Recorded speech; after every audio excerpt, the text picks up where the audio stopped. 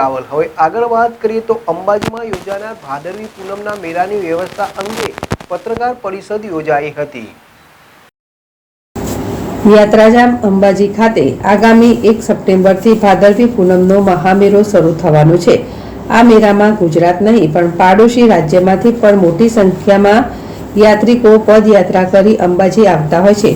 આ વખતે પણ 35 લાખ ઉપરાંત શ્રદ્ધાળુઓ અંબાજી પહોંચે તેવી શક્યતાઓને લઈ તમામ યાત્રિકોની સુરક્ષા, આરોગ્યલક્ષી તેમજ નિઃશુલ્ક ભોજન, નિવાસ, નિઃશુલ્ક પાર્કિંગ, પાણી સહિતની અનેક પ્રકારની સુવિધાઓ વહીવટી તંત્રને સરકાર દ્વારા સુસજ્જ કરવામાં આવી છે।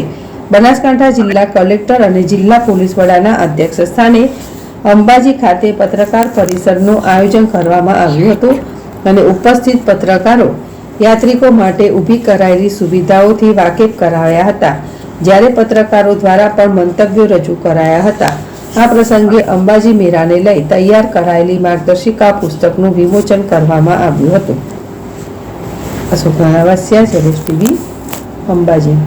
સમગ્ર મેળામાં વિસામો, ભોજન, ફાયર સેફટી, મંદિર સંચાલન, ગબ્બર સહિતની તમામ જે સુવિધાઓ ઉપલબ્ધ કરવામાં આવી છે।